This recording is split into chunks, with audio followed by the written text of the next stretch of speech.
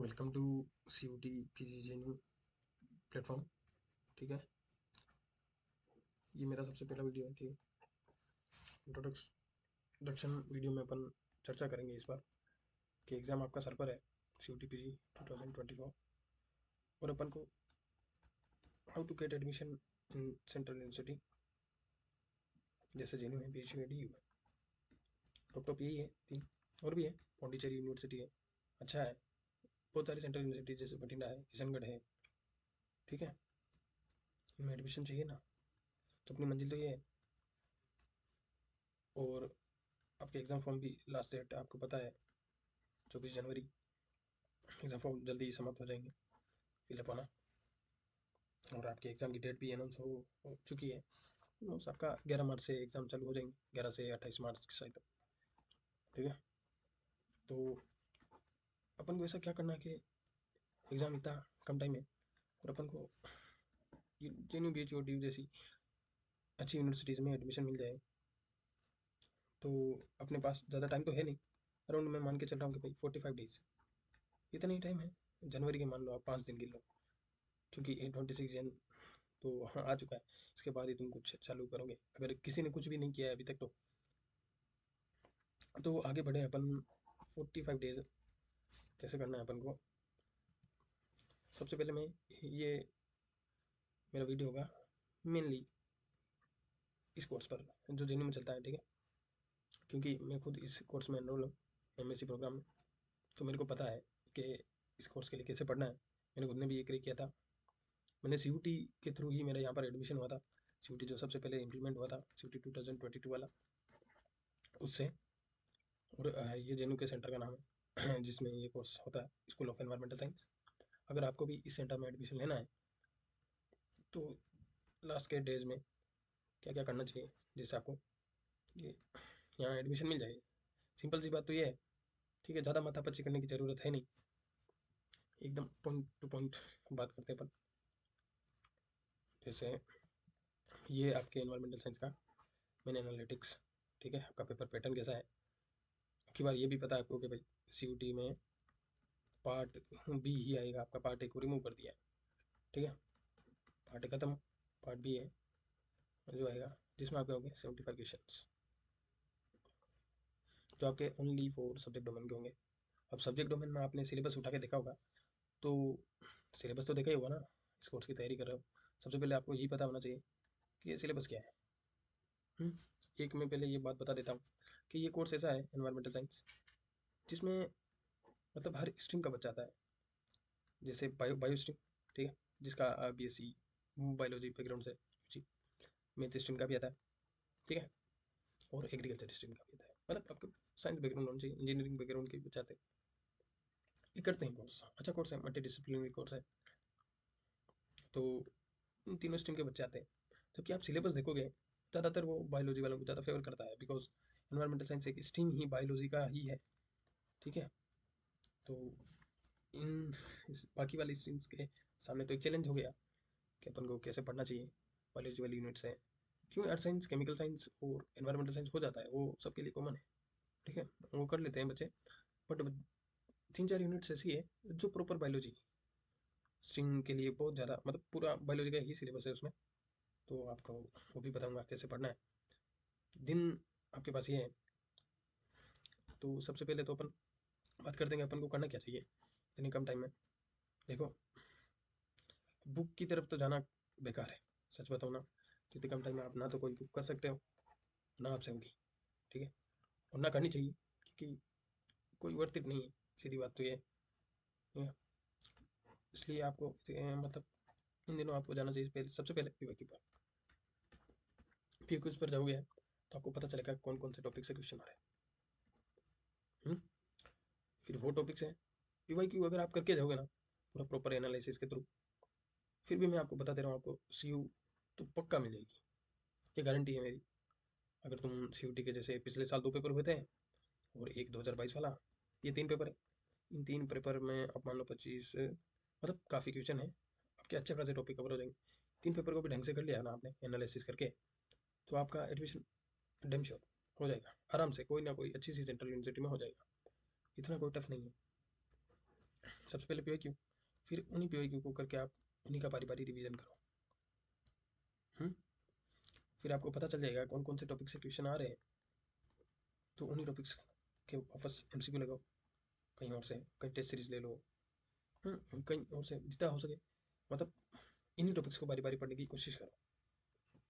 अब मैं बताता हूँ मेन पैटर्न आपका। से पिछले साल ये वाला पेपर हुआ था 11 सितंबर 2022, इसके थ्रू मेरा एडमिशन हुआ था जीनू में।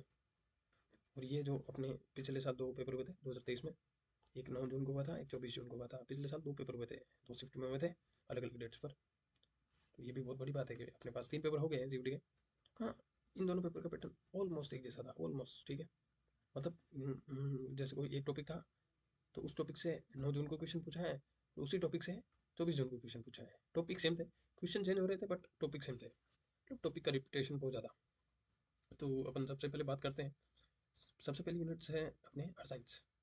ये पोर्सन है, देखो अपना बेसिक ज्योग्राफी इसमें आता है। बेसिक ज्योग्राफी पोर्सन जैसे अपनी एटमोसफेयर है, हाइड्रोस्फेयर है, बायोस्फेयर है, अर्थ के एलिमेंट्स कौन कौन से हैं, अर्थ में रिसोर्सेज कौन कौन से हैं, ये सब चीज़ें। फिजिकल और chemical science second most unit, ये भी काफ़ी इंपॉर्टेंट है, आप देख लिए। क्वेश्चन का वेटेज 11, 15, 5। मेरे वाले पेपर वाले टाइम ज़्यादा इसमें नहीं आए थे क्वेश्चन।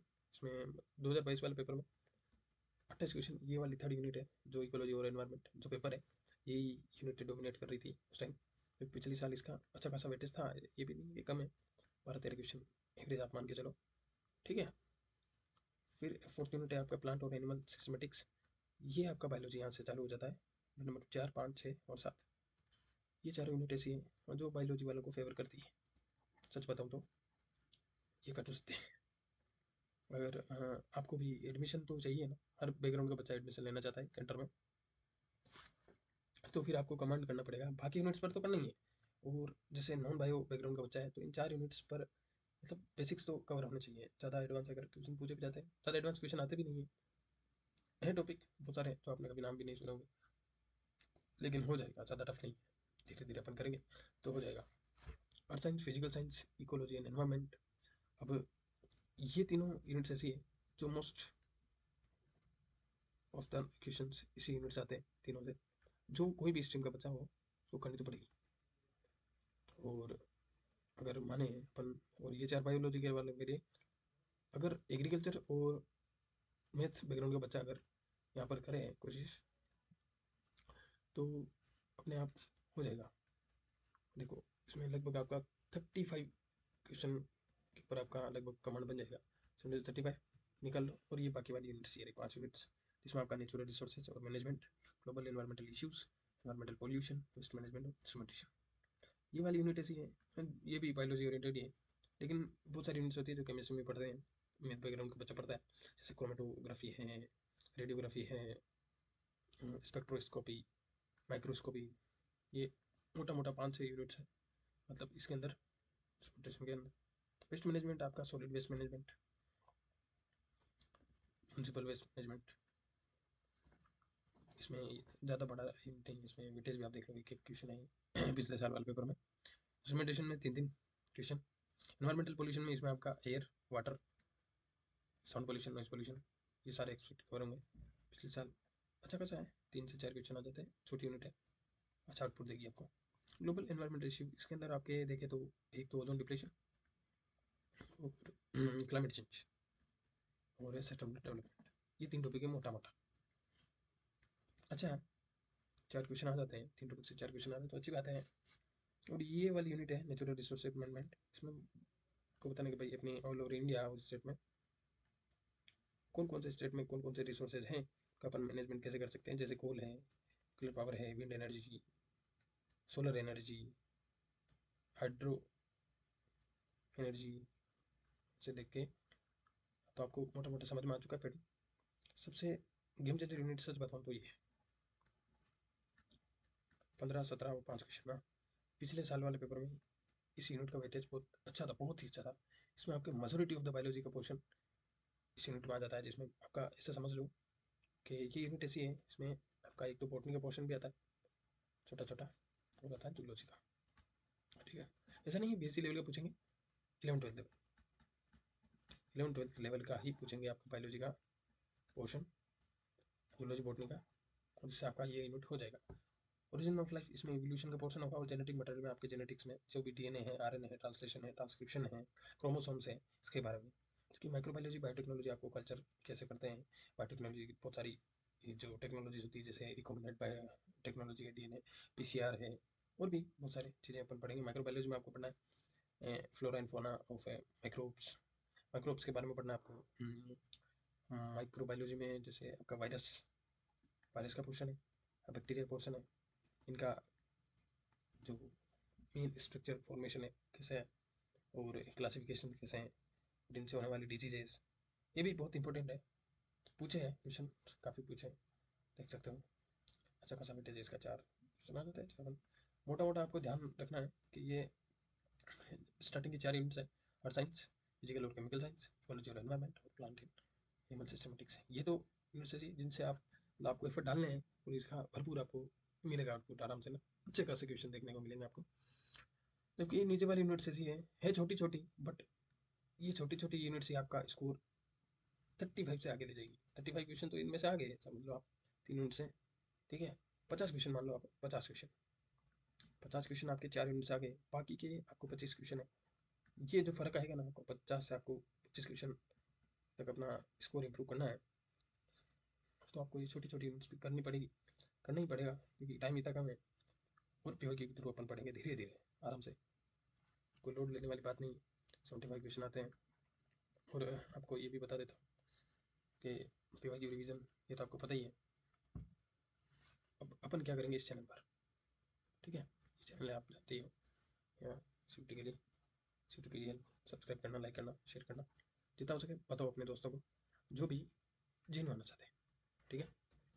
और जेन्यू ऐसी यूनिवर्सिटी है जिसमें अगर आप देखें तो कोई प्रॉपर कोर बायोलॉजी का कोर्स नहीं होता, जैसे जू है या बोट है, बोटनी और जूलॉजी, ये कोर्स नहीं करता। बट जेन्यू और भी मल्टी डिसिप्लिनरी कोर्स जैसे life science, environmental science, biotech,